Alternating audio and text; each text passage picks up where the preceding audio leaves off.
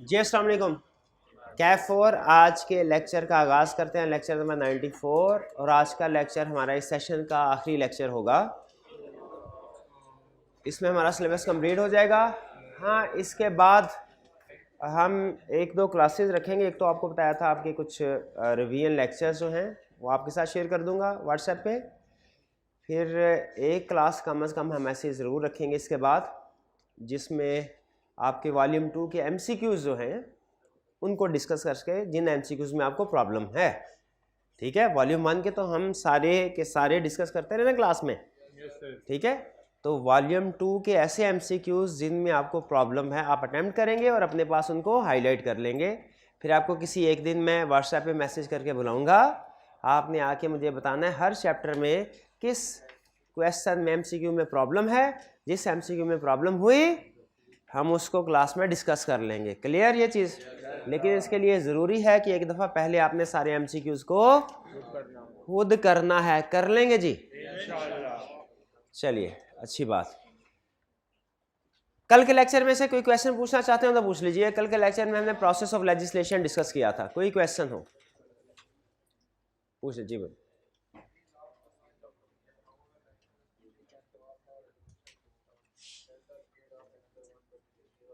ना भाई, थोड़ा सा ऊंची बोल दे। किसके लास्ट में 2 line? However, National Assembly can pass a resolution to extend the period for another month or year. हाँ जी, बिल्कुल। जो जब नेशनल असेंबली सेशन में ना हो तो ऐसी सिचुएशन में प्रेसिडेंट के पास पावर है। क्या पावर है? कि वो एक ऑर्डिनेंस पास कर सकता है। ठीक है, जो कि इमीडिएटली एप्लीकेबल हो जाएगा और ऐसे ही इफेक्टिव होगा जैसे कि एक्ट है। अब वो ये कह रहा है कि इसका वैलिडिटी पीरियड जो होता है वो बाय डिफॉल्ट 120 दिन होता है। जो ऑर्डिनेंस पास करता है प्रेसिडेंट, बाय डिफॉल्ट इसका वैलिडिटी पीरियड कितना है? 120 दिन। फिर इसके बाद 2 बातें कर रहा है कि अगर नेशनल असेंबली चाहे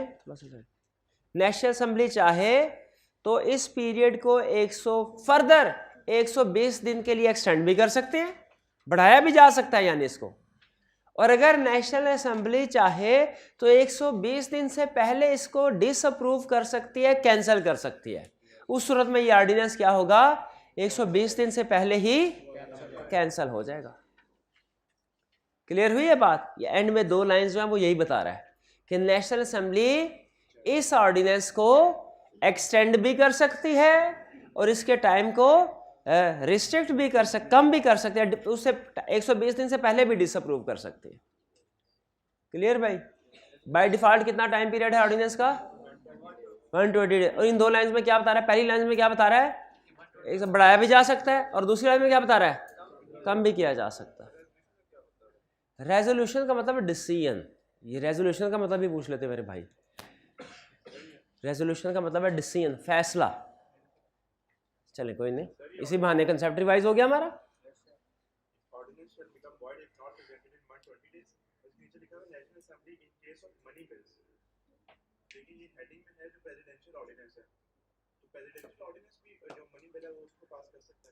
हाँ जी, ऑर्डिनेंस के जरिए से कोई भी लॉ पास हो सकता है।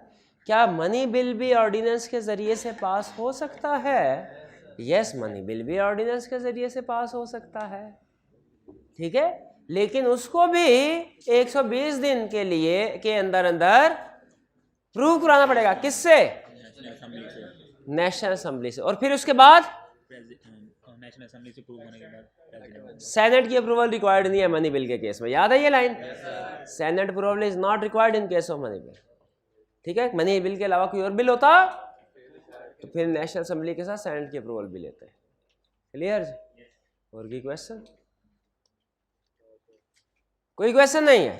चलिए फिर 5 रुपए के question. Question 3 briefly describe the process of legislation in case of a money bill. Money bill को अंडरलाइन करें। मनी बिल स्पेशल केस है ना? क्यों स्पेशल है तो भाई? सेनेट की अप्रूवल रिक्वायर्ड नहीं, ये चीज when national assembly is in session, जब नेशनल असेंबली सेशन में तो क्या होगा, step number 1 bill national assembly में पास होगा, स्टेप नंबर 2 प्रेसिडेंट के पास जाएगा। तीसरी line, senate approval is not required in case of money bill.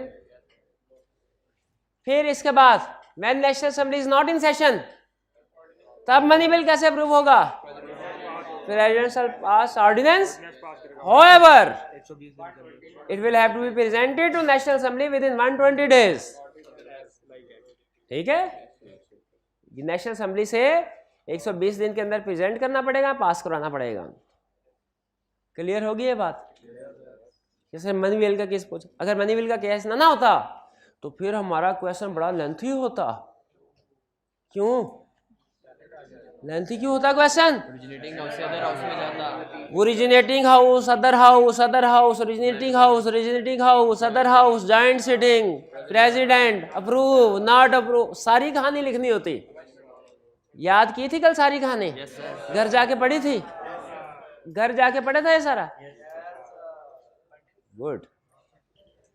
चलिए जी, ये क्वेश्चन 3 में कोई प्रॉब्लम? कोई प्रॉब्लम नहीं। क्वेश्चन 4 की तरफ चलते हैं। फिर how is a law promulgated? Promulgated का मतलब क्या है? Enacted, implemented, formed.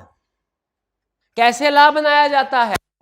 When national assembly is not in session, जब नेशनल असेंबली सेशन में नहीं है, by passing ordinance by president, ऐसे लॉ बनाया जाता है। जब नेशनल असेंबली सेशन में ना हो तो कैसे लॉ बनाया जाता है?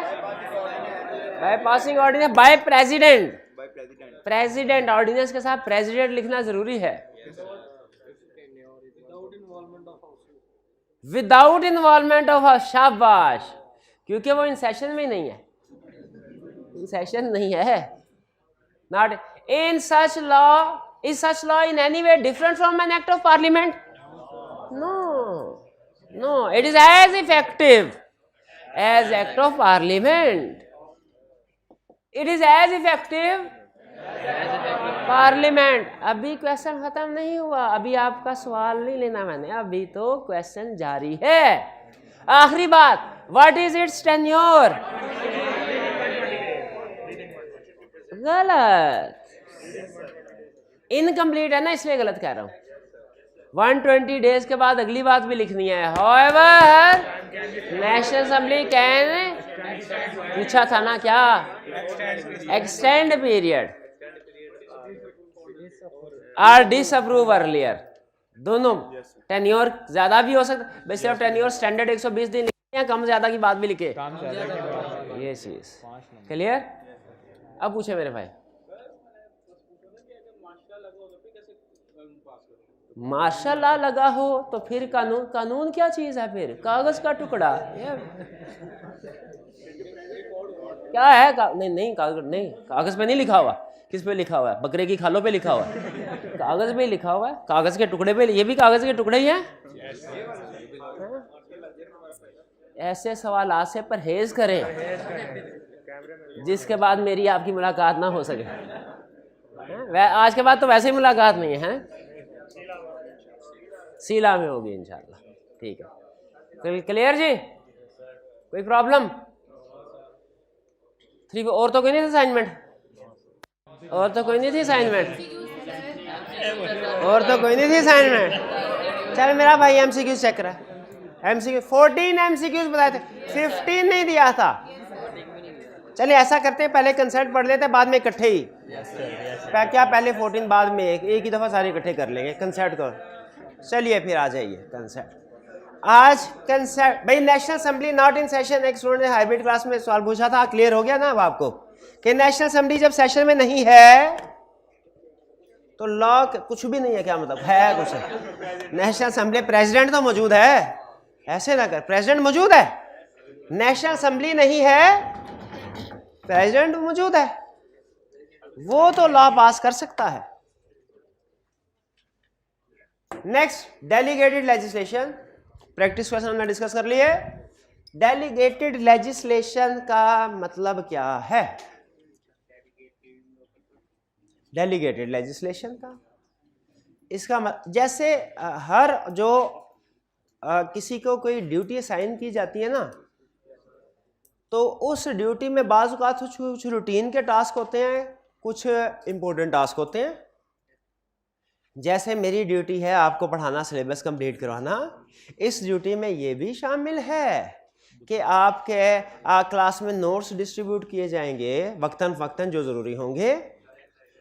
टेस्ट चाय नहीं पिलाई जाएगी, आइसक्रीम खिलाई तो मेरी ड्यूटी नहीं है, कोई ड्यूटी नहीं है।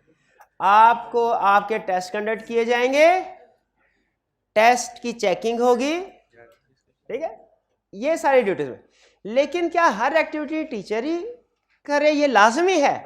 नहीं, आपको नोट्स डिस्ट्रीब्यूट करने हैं, आपको इससे क्या, आपको तो नोट्स चाहिए, तो अगर टीचर के बजाय कोई टीए वगैरह डिस्ट्रीब्यूट कर दे तो कोई प्रॉब्लम तो नहीं है।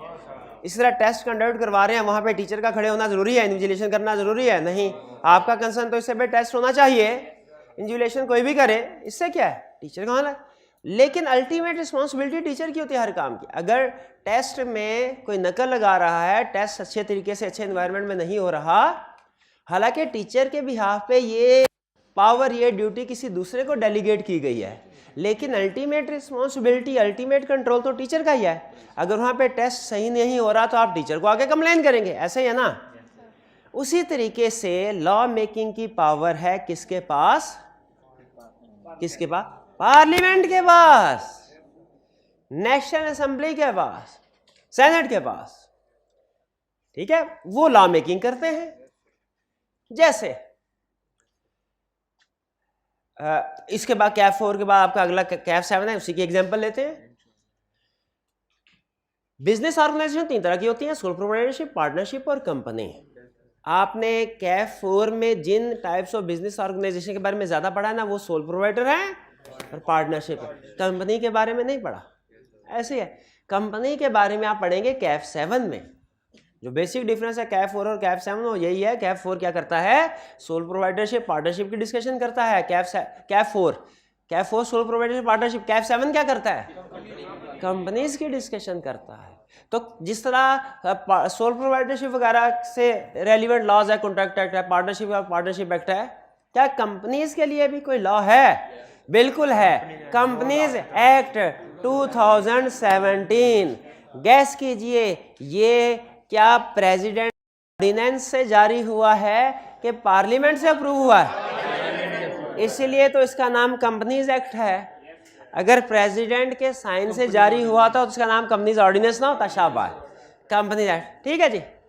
अच्छा, कंपनीज एक्ट में कुछ चीज़ें खासी टेक्निकल हैं, कुछ चीज़ें तो सीधी सीधी हैं, कुछ चीज़ें ऐसी हैं जिनके लिए एक्सपर्टीज़ की ज़रूरत है। जैसे एक चीज़ तो बड़ी सीधी थी, क्या कि हर कंपनी साल ख़त्म होने के बाद अपने सारे साल के रिजल्ट्स को समराइज करेंगी in the form of financial statements और वो शेयर होल्डर को भिजवाएंगी। ये कॉमन सेंस की बात है। ये नेशनल असेंबली में जो लोग बैठे हैं, सेनेटर्स बैठे हैं, उन्होंने आसानी से डिसाइड कर लिया ऐसे होना चाहिए। लेकिन ज़रा मुझे सोच के बताइए, इस फाइनेंशियल स्टेटमेंट्स का फॉर्मेट क्या होगा? इसमें नोट्स द अकाउंट्स कैसे प्रिपेयर होंगे? इसमें फिक्स एसेट्स की काउंटिंग कैसे होगी? क्या आईएफआरएस के मुताबिक? क्या वहाँ पे आईएफआरएस के एक्सपर्ट बैठे हैं? बैठे हैं कि नहीं बैठे? नहीं बैठे हुए। और हर बंद एक आधा शायद कोई हो चार्टर्ड अकाउंटेंट, सारे तो चार्टर्ड अकाउंटेंट नहीं होंगे ना, सारे सेंट। तो याद रखिए, बाज़ औक़ात ऐसा होता है लॉ मेकिंग में किसी एक्सपर्ट नॉलेज की ज़रूरत पड़ती है। या लॉ मेकिंग में कुछ चीज़ें ऐसी हैं जो ज़्यादा डिटेल वाली होती हैं। इन डिटेल वाली चीज़ों के लिए किसी असिस्टेंट की सबॉर्डिनेट बॉडी की ज़रूरत पड़ती है जो उस फील्ड में एक्सपर्ट है, सबॉर्डिनेट भी हो और उस फील्ड में एक्सपर्ट भी हो। जैसे इस केस में उन्होंने कहा securities and exchange commission of Pakistan, SCCP आए, SCCP आओ, सेनेटर्स ने बुलाया, पार्लियामेंट में SCCP आओ, SCCP हाजिर हो गया। SCCP से कहा हमने ये लॉ बनाया है, कुछ जगहों पे हम अटक गए हैं। किस जगह पे? उन्होंने कहा कि जब हमने ये तो रूल एग्री कर लिया कि कंपनी की हर साल फाइनेंशियल स्टेटमेंट बनेगी, उनका फॉर्मेट क्या होगा? उसने कहा मसला ही कोई नहीं, ऐसा कीजिए, हम एक्सपर्ट लोग हैं, अकाउंटिंग भी जानते हैं, लॉ भी जानते हैं, हम रिसर्च करके बता देंगे फाइनेंशियल स्टेटमेंट कैसे बननी चाहिए। आप में से किसी स्टूडेंट ने 4th शेड्यूल 5th शेड्यूल का नाम सुना है? IFRS का नाम सुना है? हाँ, बस हो गई बात। उन्होंने कहा रिसर्च करके फिर कमीशन ने कहा पार्लियामेंट को, सर IFRS के मुताबिक कंपनीज एक्ट के ये 4th शेड्यूल 5th शेड्यूल के मुताबिक फाइनेंशियल स्टेटमेंट बनेगी। उन्होंने कहा अच्छा ऐसा करो, पार्लियामेंट ने कहा अच्छा करो, कोई अच्छा सा फॉर्मेट बना लाओ ताकि हम साथ में दिखा सकें कि है कंपनीज तुमने इस तरह फाइनेंशियल स्टेटमेंट्स बनाने हैं। उन्होंने कहा बिल्कुल ठीक। अब बताइए क्या ये जो फॉर्मेट है फाइनेंशियल स्टेटमेंट का पार्लियामेंट खुद बना सकता था? वो एक्सपर्ट नहीं है और इसमें ज़्यादा रिसर्च वर्क की ज़रूरत है, डिलेड है। वैसे ही पार्लियामेंट के ज़रिए लॉ बनाने में खासा टाइम लग जाता है। जो फौरी पास हो जाए तो सो हो जाए, अगर फौरी तौर पे पास नहीं हुआ तो फिर अगली बारी 4 महीने बाद ही आएगी, 3-4 महीने बाद। जबकि SCCP को इन्वॉल्व किया है, SCCP का दफ्तर तो रोज़ खुलता है, उसमें कौन सी 3 महीने की ब्रेक होती है? कोई ब्रेक नहीं होती, वो तो रोज़ खुलता है। वो तो रोज़ आके लॉ के ऊपर काम कर सकते हैं। इसीलिए अगर कोई ऐसी सिचुएशन अराइज हो जिसमें किसी एक्सपर्ट इनपुट की ज़रूरत हो या ज़्यादा डिटेल वर्किंग की ज़रूरत हो तो उस वक्त फिर एक्सपर्ट लोगों को इंगेज कर ले। इसी कंटेक्स्ट में एक और एग्जांपल दे देता हूँ।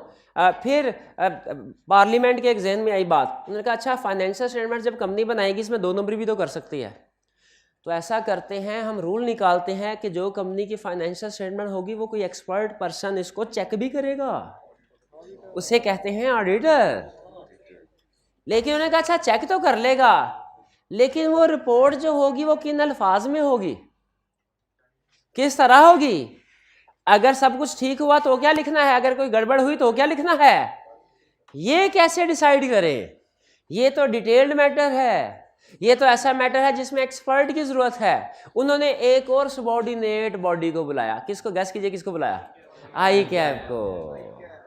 मैंने कहा बताएं जी, आप पूरे मुल्क में ऑडिट प्रोफेशन को गवर्न करते हैं, अकाउंटिंग प्रोफेशन, चार्टर्ड अकाउंटेंट को, बताइए क्या? ICAP ने कहा बेफिक्र हो जाए, 3 महीने बाद मिलते हैं, आपको ऐसी ऐसी रिपोर्ट्स का फॉर्मेट बना के दूंगा, आप भी याद करेंगे। क्या पार्लियामेंट इतना एक्सपर्ट है कि वो खुद ये टेक्निकल रिपोर्ट नहीं? लेकिन क्या ICAP आपके ख्याल में और ICAP के लोग जो है एक्सपर्ट हैं इस मामले में? बिल्कुल है।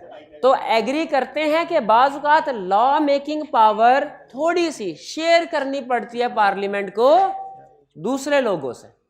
बाकी का लॉ पास कर दिया उन्होंने, कंपनीज एक्ट, जो फाइनेंशियल स्टेटमेंट का फॉर्मेट क्या होगा, रिपोर्ट का फॉर्मेट क्या होगा, ये पावर उन्होंने डेलीगेट कर दी। क्या कर दी? ट्रांसफर कर दी। सारी पावर नहीं, थोड़ी सी जितनी जरूरी थी डेलीगेट कर दी कि आप लॉ बना के लाएं। लेकिन फिर उन्होंने कहा ये ना हो कि उल्टा सीधा लॉ बना लें, इसलिए हम जो आपको बाउंड्री दे रहे हैं आपने उसी के मुताबिक लॉ बनाना है। फाइनेंशियल स्टेटमेंट्स का कहा ना SCCP, फाइनेंशियल स्टेटमेंट्स पे ही काम करना है। ये ना हो कंपनीज एक्ट के दूसरे सेक्शन पे आके हमें सिखाना शुरू कर दो ये ऐसे नहीं ऐसे होना चाहिए। जो काम कहा है वही काम करने का, ठीक है? पहले से लिमिट लगा दी क्या काम करना है, और फिर कहा कि जब काम कर लो तो हमारे पास लेके आना, हम फिर भी उसको प्रूव करेंगे, हम फिर भी उसको, ये कंट्रोल है ना, क्या कंट्रोल जरूरी है कि कह दिया जाए ये रिपोर्ट का फॉर्मेट बनाओ तो जैसी तैसी होगी वो ठीक है? अल्टीमेट रिस्पॉन्सिबिलिटी तो पार्लियामेंट की होगी। इसलिए उन्होंने कहा भाई काम कर लो, उसके बाद हमें फाइनल ड्राफ्ट चेक भी करवा देना, उसको हम प्रूव करेंगे। ये कंसेप्ट है डेलीगेटेड लेजिस्लेशन का। कुछ समझ आया? डेलीगेटेड लेजिस्लेशन का मतलब क्या है? लेजिस्लेशन यानी लॉ मेकिंग पावर, डेलीगेट करना, किसी को ट्रांसफर करना। कौन ट्रांसफर करता है? पार्लियामेंट। किसको? किसी एग्जीक्यूटिव बॉडी को, सबऑर्डिनेट बॉडी को, जो कि अपनी फील्ड में एक्सपर्ट होती है। कह रहा है डेफिनेशन सुन ले, डेलीगेटेड क्या पढ़ने जा रहे हैं, क्या समझने जा रहे हैं? डेलीगेटेड, लफ्ज़ डेलीगेटेड समझ आया? डेलीगेट करना, ट्रांसफर करना। डेलीगेटेड लेजिस्लेशन पावर, कौन सी power? Law making power given by, जो दे दी किसने? पार्लियामेंट ने। किसको? Subordinate executive authority. कभी SCCP, कभी ICAP, कभी कोई और। अब ये SCCP ICAP पार्लियामेंट का हिस्सा तो नहीं है ना, लेकिन उसके सबऑर्डिनेट है। पावर गिवन बाय पार्लियामेंट किसको दी? सबऑर्डिनेट। क्यों दी? क्यों? To make by law. Bylaws कहते हैं छोटे मोटे लॉज को। एग्जिस्टिंग लॉज में कोई एक्सप्लेनेशन अडेंडम, अपेंडिक्स ऐड करने हो, एडिशनल रिपोर्ट्स, उसके लिए फॉर स्पेसिफाइड पर्पस ओनली, कि जिस पर्पस के लिए क्या है उसी में पावर एक्सरसाइज की जाएगी, कोई और चेंज नहीं करना, कोई और चेंज। ये है डेफिनेशन। क्लियर हुए? अच्छा मुझे बताइए डेलीगेटेड लेजिस्लेशन के फायदे हैं कि नुकसान? फायदे भी है नुकसान भी है। फायदे क्या है? Time saving. अच्छा किसका टाइम सेविंग? पार्लियामेंट का। वो डिटेल्ड कामों में नहीं पड़ेंगे, दूसरे अहम कामों में अभी, क्योंकि उन्होंने कहा भाई ये कंपनीज एक्ट इतना ही काफ़ी है, अभी तो हमने पर्सनल प्रोटेक्शन बिल जो है उस पर भी काम करना है, हाँ उसके ऊपर तवज्जो दे रहे हैं हम। टाइम सेविंग हो जाएगी, जब पावर डेलीगेट करेंगे क्या होगा? टाइम सेविंग हो जाएगी। Use of expert knowledge, agree करते हैं? कभी काउंटिंग एक्सपर्ट, कभी ऑडिट के एक्सपर्ट, कभी लॉ के एक्सपर्ट, कभी किसी और चीज़ के, जिस चीज़ से रिलेटेड लॉ बनाने जा रहे हैं उसके एक्सपर्ट्स का इनपुट मिल जाता है। फ्लेक्सिबिलिटी, ये लॉ बनाना आसान है जैसे डेलीगेटेड लेजिस्लेशन ज्यादा आसान है कि बताइए कि लेजिस्लेशन थ्रू पार्लियामेंट जल्दी हो जाती है, लंबी चौड़ी इसमें लीगल रिक्वायरमेंट्स में नहीं है। और ये जैसे बनाना आसान है, चेंज करना भी आसान है। फ्लेक्सिबल का मतलब क्या है? Easy to amend. फ्लेक्सिबल का मतलब क्या है? Delegated legislation easy to amend है, अगर कभी जरूरत पड़े चेंज भी किया जा सकता है, सकते हैं। उनके लिए महीनों महीने इंतजार करना पड़ेगा। पार्लियामेंट में जो काम होता है वो महीनों में होता है, ये जो डेलीगेटेड लेजिस्लेशन में जो काम होता है दिनों में होता है, वो उधर भी हो जाए, मिनटों में नहीं होता। इतनी जल्दी सरकारी महकमा है, बहरहाल ऐसे ना करें। हाँ जी। फ्लेक्सिबिलिटी, स्पीड, स्पीड क्या मतलब? दिनों में काम होता है, महीनों में नहीं, सालों में नहीं, दिनों में होता है। डिसएडवांटेजेस, इसे गैर आईनी क्यों कहते हैं? बाहर का बंदा, क्योंकि लॉ मेकिंग बाहर का बंदा कर रहा है, हालांकि आइन ने क्या कहा है, कॉन्स्टिट्यूशन पाकिस्तान ने, कि लॉ कौन बनाएगा? पार्लियामेंट। अब ये पार्लियामेंट नहीं बना रहा, बाहर का बंदा बना रहा है, इसलिए अनकॉन्स्टिट्यूशनल है। हालांकि बाद में कॉन्स्टिट्यूशन बन जाता है, क्यों? कंट्रोल के तौर पे ये रूल भी रखा होता है कि जो भी वो बनाएंगे ना लॉ, बाद में पार्लियामेंट उसको अप्रूवल देगी। पार्लियामेंट की अप्रूवल होगी तो फाइनल होगा, वरना नहीं। यानी लॉ रेडीमेड वो कर देते हैं, दुआए खैर पार्लियामेंट वाले करा देते हैं, देख बढ़ जाती है। ठीक है ना? फाइनल अप्रूवल किसकी होगी? पार्लियामेंट। लेकिन बहरहाल है तो बाहर का बंदा आ गया ना, बाहर का बंदा आ गया तो अनकॉन्स्टिट्यूशनल तो हो गया। अनकॉन्स्टिट्यूशनल समझ आया? आगे चलते हैं। Loss of accountability and control, याद रखिएगा, एक काम को दो लोग करेंगे ना तो काम चाहे अच्छा हो चाहे बुरा हो, झगड़ा जरूर हो, जल्दी नहीं होगा, झगड़ा होगा। ये वो ना ना स्पीड लिखा हुआ है एडवांटेज। ना ना ना ना ना, जल्दी इस वजह से नहीं होगा कि दो लोग हैं। मसला क्या होता है? अगर काम ठीक हो जाए ना, पहला बंदा कहता है देखा भाई ने कैसे ठीक किया काम, दूसरा कहना भाई आपने नहीं मैंने। और अगर काम गलत हो जाए, तूने क्यों गलत किया ये काम, यानी अच्छा सही साबित हो जाए, सही काम हो जाए, हर कोई क्रेडिट लेता है, और गलत काम हो जाए एक दूसरे। इसीलिए कह रहे हैं loss of accountability and control, यानी अगर तो लॉ सही बन गया तो दोनों तारीफ लेंगे, एग्जीक्यूटिव बॉडी भी, पार्लियामेंट भी, ये कितना अच्छा लॉ बनाया। वो कहेंगे सर आपने तो सिर्फ साइन ही किए हैं, लॉ बनाया तो हमने है क्या, लेकिन फिर भी आइडिया तो हमने दिया है ये। और अगर कोई लॉ गलत बन गया, एक दूसरे पे डाल देंगे भाई ऐसे होता है कि नहीं होता। यही loss of accountability and control. Accountability, ठीक है, कि हु विल बी अकाउंटेबल, अगर गलत बन गया तो ये ब्लर हो जाता है, ये डिसीजन क्लियर नहीं, अनक्लियर रहता है कि कौन जिम्मेदार होगा, किसको क्रेडिट देना है और कौन जिम्मेदार होगा। ऐसे ही है ना, क्योंकि दो लोग इन्वॉल्व हैं, पार्लियामेंट और executive body subordinate.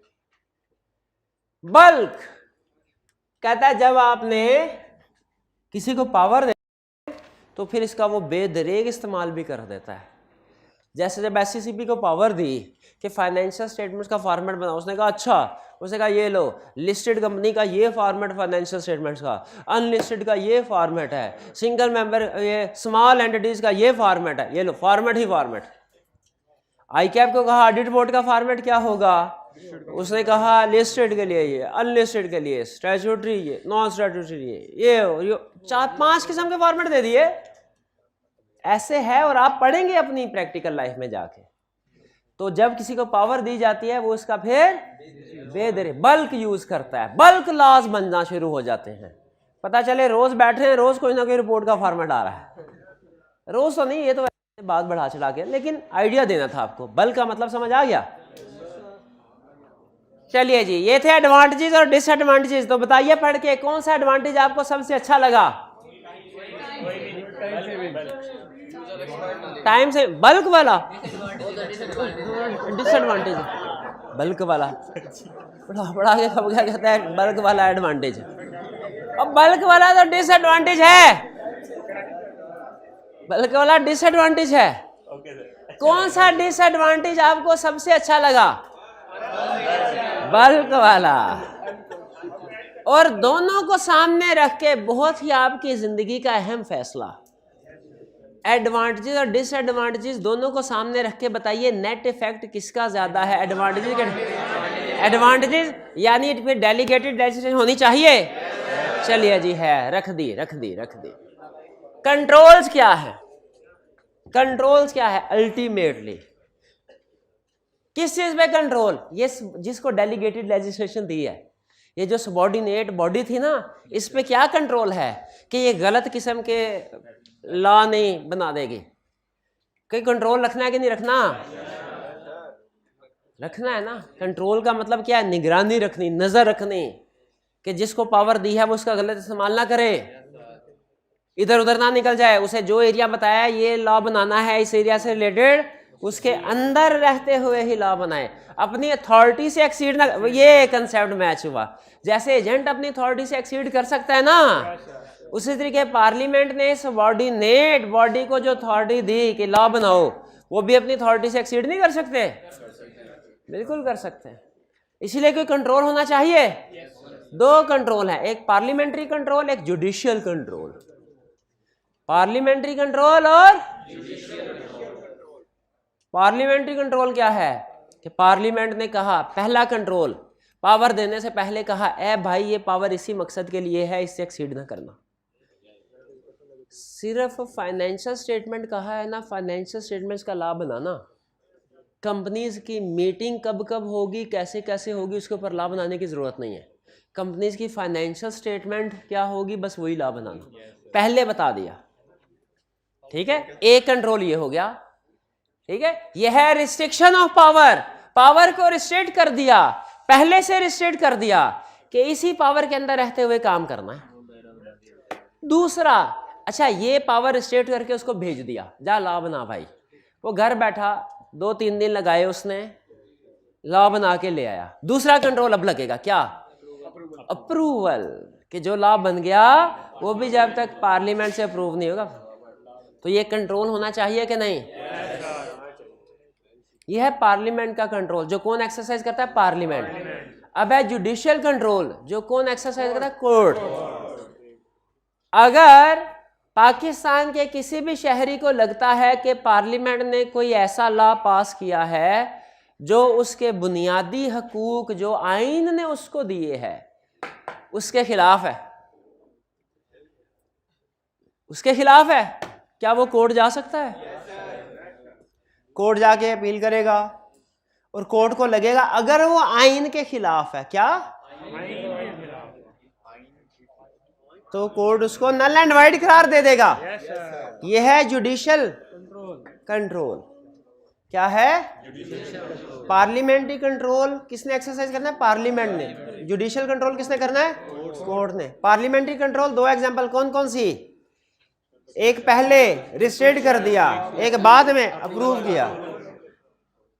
Judicial control क्या है कि अगर लगे कि जो अथॉरिटी दी गई थी आइन से बाहर निकल के या उस अथॉरिटी से बाहर निकल के, ये किसी अथॉरिटी से एक्सीड करने से कहते हैं अल्ट्रा वाइज।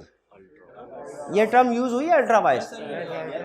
तो अगर जो सबऑर्डिनेट बॉडी है उसको जो अथॉरिटी दे के घर भेजा गया था वो उस अथॉरिटी से एक्सीड करके कोई लॉ पास बना दे, और पार्लियामेंट को उस वक्त थोड़ी सी हल्की सी नींद आई हुई थी, सारी रात लॉ मेकिंग करते रहे ना। 3-4 मिनट लगे। हाँ जी, तो इसीलिए नहीं उन्होंने ज़्यादा ऐसे होता नहीं, ऐसे समझाने के लिए मिसाल दे रहा हूँ, ऐसे होता नहीं है। वो होशियार खबरदार हैं वो सारे, ठीक है। ऐसे होता ही है, कभी थक जाता है बंदा, चाहे नहीं टाइम पे मिलती क्या, अच्छा ये लो पास कर दिया। अगर अथॉरिटी से एक्सीड करें और गलती से पार्लियामेंट से लॉ पास हो जाए फिर क्या करें? Judicial control. अगर अल्ट्रा वायर्स है तो अल्ट्रा वायर्स का मतलब क्या है? जो पावर दी गई थी उन थर्ड पार्टी को उससे एक्सीड किया, तो फिर कोर्ट क्या करेगी? एक्शन क्या लेगी? एक्शन कैंसल कर देगी। और क्या करेगी? किसको? कोर्ट ने नहीं ऑर्डर पास किया था, पार्लियामेंट ने जो लॉ पास किया था, कोर्ट उसको ऑर्डर के जरिए से कैंसिल कर। भाई क्लियर? ये थे आपका कंसेप्ट। अब ऐसा कीजिए, मैं आपके लिए एक चीज तैयार करता हूं, तब तक आप रीडिंग कर लें। चाय नहीं, चाय तैयार क्या है? मैं तेरा उस्ताद हूं, कौन हूं मैं चाय तैयार करता हूं तेरे लिए? हैं चाय तैयार है, तैयार का वो क्या का? हाँ वो एमसीक्यूज सेटअप करना है, सिस्टम प्रोजेक्टर ऑन करना है, पीडीएफ ओपन करनी है, कंप्यूटर स्टार्ट करना है। ये तैयार, ये मुश्किल, ये आसान है, मुश्किल काम है।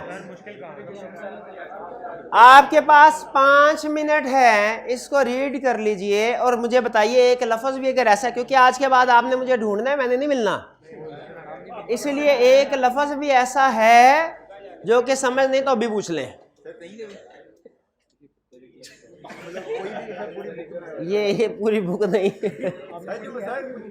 पूरी बुक के लिए आपको बाद में बुलाऊंगा किसी दिन, क्योंकि अभी आप पहले रिवीजन तक पूरी किताब पढ़ तो लें, पढ़ लिए सारी किताब, इसीलिए तो कह रहा हूँ। सेशन खत्म हुआ है, उसके बाद 4-5 दिन हफ्ते की ब्रेक होती है, उसके बाद आपके मॉक होते हैं, तो मैं कोशिश करूंगा मॉक से पहले ही किसी दिन आपको बुला लो, ताकि आपने उसके लिए, लेकिन ज़रूरी है कि आपने 4-5 दिन के अंदर अंदर किताब की रिवीजन कर लें, तो फिर नहीं, क्योंकि उस एक दिन के बाद भी फिर मैंने उसके बाद भी नहीं मिलना फिर, ठीक है। 5 मिनट का टाइम है, रीडिंग कर लीजिए, पॉज कीजिएगा जी। कोई रीडिंग कर ली होगी, क्वेश्चन है तो पूछ लीजिए। जुडिशियल कंट्रोल की समझ, अच्छा बाकी की समझ आ गई है? बाकी की भी नहीं आई। जुडिशियल कंट्रोल की समझ, जुडिशियल कंट्रोल सुन लीजिए। जब पार्लियामेंट ने पावर दी, लेजिस्लेटिव पावर किसी एग्जीक्यूटिव सबऑर्डिनेट बॉडी को, तो क्या उसने रिस्ट्रिक्शन लगा दी थी कि आपने इस चीज़ के हवाले से लॉ मेकिंग करनी है, इसके अलावा कोई लॉ मेकिंग नहीं करनी? क्या ये रिस्ट्रिक्शन लगा दी थी?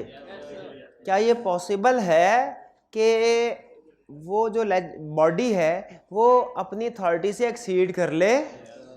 अगर अथॉरिटी से एक्सीड कर ले तो एक कंट्रोल है पार्लियामेंट का, कि पार्लियामेंट जब उसको अप्रूव करने लगे कि उन्हें पता चल जाएगा इन्होंने तो कुछ ज़्यादा ही चीज़ें इसमें लिख दी हैं, वो उसको निकाल देंगे। लेकिन फ़र्ज़ कीजिए अगर जो बॉडी थी उसने अपनी अथॉरिटी से एक्सीड किया है, अल्ट्रा वाइज, अथॉरिटी से एक्सीड करने को क्या कहते हैं? अल्ट्रा वाइज काम किया है, लेकिन किसी वजह से पार्लियामेंट उसको नहीं पकड़ पाई और वो अप्रूव हो गया, क्या अब उसका कोई हल है? अब हल क्या हल है? Judicial control. जुडिशियल कंट्रोल का मतलब क्या है कि कोई भी पर्सन एप्लीकेशन लेके कोर्ट में चला जाए कि सर ये पावर इनको दी गई थी, इन्होंने अपनी अथॉरिटी से एक्सीड किया है, अल्ट्रा वाइज एक्ट किया है, लिहाजा इस वाले कानून को नल एंड वाइड करार दिया जाए। कोर्ट डेफिनेटली अपनी इन्वेस्टिगेशन करेगा, अगर पता चले ये ऑब्जेक्शन सही है तो उसको वाइड कर देगा। यह है जुडिशियल कंट्रोल। इसे जुडिशियल कंट्रोल क्यों कहा? क्योंकि ये कोर्ट ने अप्लाई किया। ठीक, अब भाई समझा रहा हूँ, पूछा घड़ी से खेल रहा है, ये हाल है। आगे भाई क्लियर होगी ये बात, आगे चलते हैं। अच्छा नेक्स्ट, डिफरेंट टर्म्स, ये दो टर्म्स है जो पहले पढ़ चुके हैं। एक्ट या एक्ट ऑफ पार्लियामेंट से क्या मुराद है? ऐसा कानून जो पार्लियामेंट से पास हुआ। इसका अपोजिट क्या है भला एक्ट का? ऑर्डिनेंस। वो ऐसा लॉ है जो पार्लियामेंट ने पास नहीं किया। एक और टर्म है इंजंक्शन। इंजंक्शन ये कॉन्ट्रैक्ट एक्ट में पढ़ी थी आपने। हाँ, एग्रीमेंट टू डू और नॉट टू डू। जब कोई किसी के साथ एग्रीमेंट टू डू हो और वो काम ना कर रहा हो तो हम कोर्ट में जाके कह सकते हैं हमें डैमेजेस नहीं चाहिए, ये काम करवाएं। इसे कहते हैं एग्रीमेंट ऑफ स्पेसिफिक परफॉर्मेंस और ऑर्डर ऑफ स्पेसिफिक परफॉर्मेंस। और अगर किसी ने कॉन्ट्रैक्ट में कहा था कि ये काम हम नहीं करेंगे, सिर्फ आपके कंसर्न में गाएंगे और किसी के कंसर्न में नहीं गाएंगे, और पता चले किसी और के कंसर्न में भी वो गाने गाने की तैयारी कर रहा है, तो हम कोर्ट के पास भागे भागे जाएंगे और कहेंगे हमें डैमेजेस नहीं चाहिए, जो एग्रीमेंट में तय पाया था उसके मुताबिक का। तो कोर्ट अब की बार उसे मना करने का ऑर्डर पास करेगा कि काम करने का। तो जब कोर्ट किसी काम से रोकने का ऑर्डर पास करे, इस ऑर्डर को क्या कहते हैं? Order of injunction. बोले, ऑर्डर ऑफ इंजंक्शन। और जब कोई कोर्ट ऑर्डर पास करे काम करने का, ऑर्डर ऑफ स्पेसिफिक परफॉर्मेंस। और जब कोर्ट ऑर्डर पास करे किसी काम से रोकने का, ऑर्डर ऑफ इंजंक्शन। क्लियर मेरे भाई? चलिए अब हम चलते हैं। जुडिशियल कंट्रोल भी हो गया, डिफरेंट टर्म्स भी हो गए। अब चलते हैं आखिरी चीज की तरफ, जो क्या है? एमसीक्यू 1।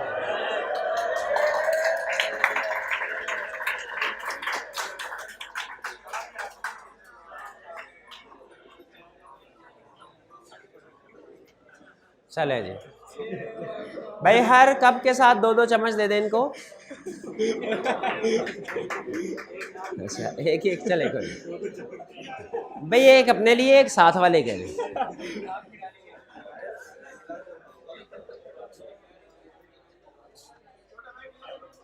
छोटे भाई का हिस्सा नहीं है, छोटा भाई जब बिजनेस लॉ पढ़ने आएगा उसे उसका हिस्सा उस वक्त मिलेगा।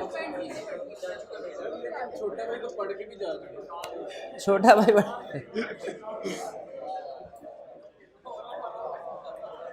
चलिए भाई, जल्दी से आ जाइए वापस एमसीक्यूज की तरफ, वरना नमाज का टाइम हो जाएगा, बल्कि जुम्मे का टाइम हो जाए, हैं जुम्मे की नमाज का टाइम।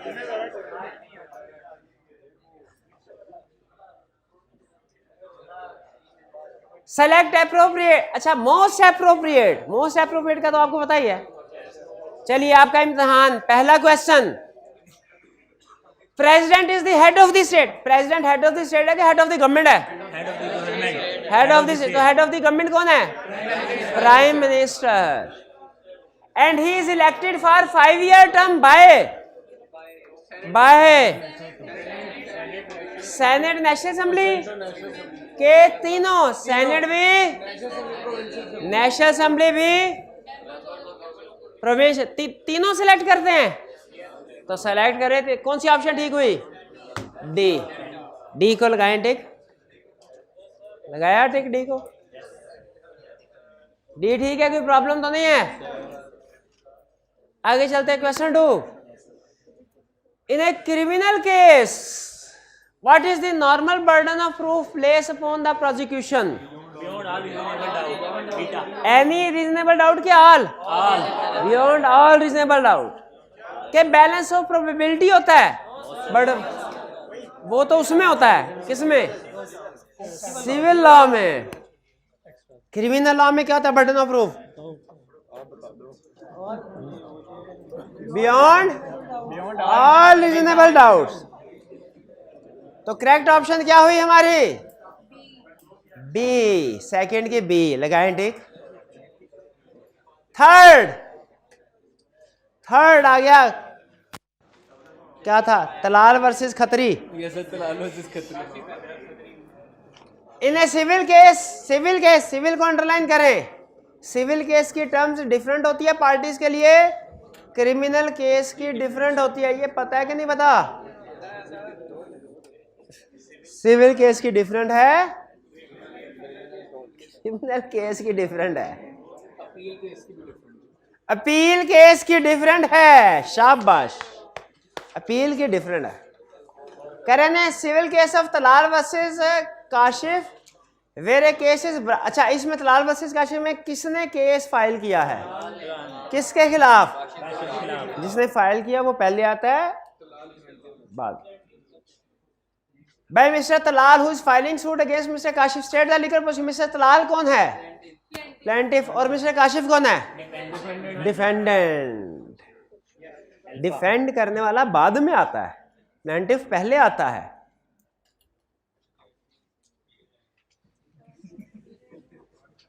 अच्छा, किस केस में मिस्टर तलाल ये एक्यूज्ड और मिस्टर काशिफ कंप्लेन? ये तो हो ही नहीं सकता क्योंकि एक्यूज तो बाद में आएगा। और ये the mister Talal is complainant and mister Kashif is the accused. Criminal case होता है। क्रिमिनल केस अपील वाला के रेगुलर वाला?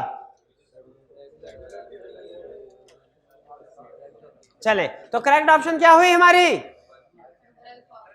A option. A option, plaintiff and defendant. Plaintiff and defendant. कर लिया नोट? देखें 3 में, क्वेश्चन नंबर 3 में बी ऑप्शन पे टिक लगाया आपने? हाँ ए है ये चीज, शाबाश। बी तो नहीं है, किया हुआ असाइनमेंट की है। 4 criminal law aims to. Criminal law का मकसद क्या होता है? मजलूम को कंपनसेट करना के जालिम को सजा देना? जालिम को सजा। और सिविल लॉ का मकसद क्या होता है?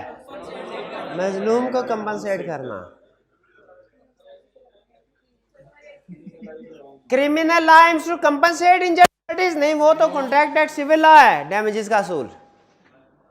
Recover property which has been taken नहीं, वो तो सिविल लॉ में। इन्फोर्स लीगल ऑब्लिगेशन वो तो दोनों लॉ में होता है, सिविल लॉ क्रिमिनल लॉ दोनों में लीगल ऑब्लिगेशन। फर्क की बात पूछ रहा है। पेनलाइज रॉन्ग डूअर्स, गलत काम करने वाले को सजा देना, ये मकसद है क्रिमिनल लॉ का। 4 में D option correct. 5 those rules and principles that govern and regulate social conduct and observance of which can be enforced in courts of law। वो रूल्स और प्रिंसिपल्स जो गवर्न करते हैं लोगों के कंडक्ट को, जो गवर्न करते हैं किसको? और उससे भी अहम चीज, can be enforced in courts of law. वो क्या है? क्योंकि लॉ के अलावा जो भी चीजें हैं, रूल्स वगैरह, वो आप कोर्ट में इन्फोर्स नहीं करवा सकते। कोर्ट में तो लॉ ही इन्फोर्स होगा। 5th का करेक्ट ऑप्शन क्या है? ए। आगे चले। 6 property disputes, work related disputes, copyright disputes and claims by consumer against manufacturer are examples of civil law. Civil law. तो क्यों नहीं करते डी ऑप्शन को सेलेक्ट? सर मैंने किया है। शाबाश। 7 persons found guilty of a crime is the convict या criminal? convict, C convict। बाकी टर्म्स तो अभी वो जब चल रहा होता है प्रोसेस केस उसके लिए। 8 Pakistan has a federal parliamentary system of government. The federal legislature is a bicameral majlis-e-shura parliament composed of President, National Assembly and Senate. president, उसके बाद both houses, National Assembly, Senate. national assembly और senate। इसमें upper house कौन है? Senate. Lower house. तो correct option क्या हुई 8 में? C option.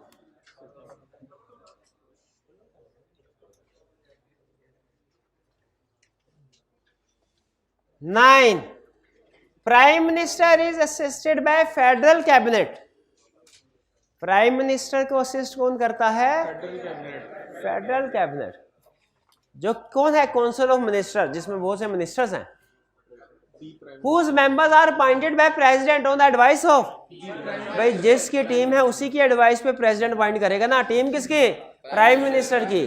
तो एडवाइस भी किसकी जाएगी कि भाई ए प्रेसिडेंट भाई इसको पॉइंट करना, ये अपना बड़ी है, इसको भी पॉइंट कर, इसको भी कर, इसको भी कर दे, इसको भी कर दो।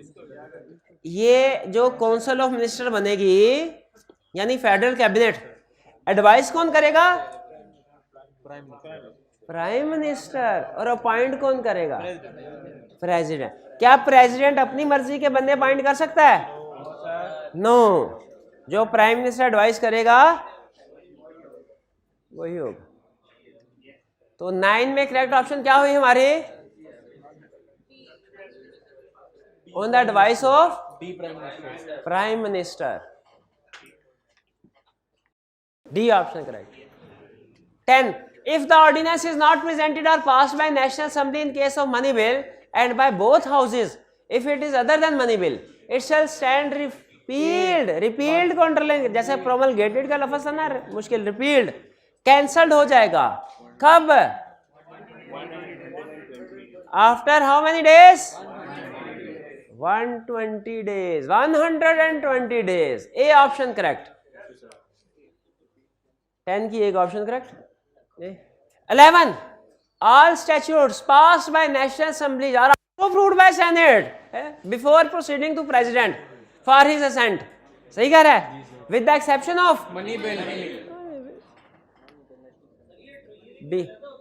ट्रेजरी बिल कोई और होता होगा कोई हमारे सिलेबस में नहीं है, वरना वो भी पढ़ लेते।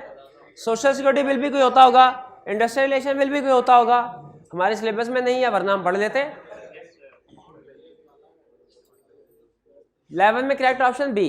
12. Senate is the permanent legislative body with equal representation from each of the 4 provinces. With representatives elected by the members of their respective provincial assembly. Senators को कौन अपॉइंट करता है? मेंबर्स ऑफ प्रोविंशियल असेंबली यानी MPS. तो correct option हुई हमारी D. 12 की correct option क्या हुई? D. 13. A money bill shall originate in the National Assembly. Yes, national assembly में ओरिजिनेट होगा। After it has been passed by the National Assembly, it shall, without being transmitted to Senate, be presented to President of Pakistan. Alpha. 14. President may return a bill for reconsideration to jointly के लहदा separately, joint sitting में, यानी इकट्ठे बिठा के अब vote करो। तो D option correct हुई 14 की। 15. Which of the following is not an advantage of having delegate? बाकी सारे एडवांटेज है, बल्क क्या है? Exchange disadvantage. तो करेक्ट ऑप्शन 15 की क्या हुई? डी। चलिए, इसके साथ ही हमारे सिलेबस का, हमारे सेशन का इख्तिताम होता है। कल नहीं आपने आना, कल नहीं आपने आना। अब जब तक मैं नहीं बुलाऊंगा आपने नहीं आना। घर बैठ के खूब तैयारी करें, खूब रिवीजन करें, खूब जो केस स्टडी वॉल्यूम 2 की रह गई है उनकी रिटन प्रैक्टिस करें, और खूब एमसीक्यूज की भी प्रैक्टिस करें। जहां जहां मसला हो उसको एक पेज पे नोट करते जाएं, ताकि जिस दिन हम अब आपको बुलाएं आप वो पेज लेके आए और सारे मसाइल डिस्कस कर लें। वो एक ही क्लास होगी, तो अपने सारे पेंडिंग इश्यूज अब आपके पास कुछ दिन हैं, उसको रिवीजन करें, सारी चीजें नोट कर लें, ताकि अगली क्लास में आके रिजॉल्व कर सकें इंशाअल्लाह। आज का लेक्चर यहाँ पे ख़त्म करते हैं। अल्लाह हाफिज।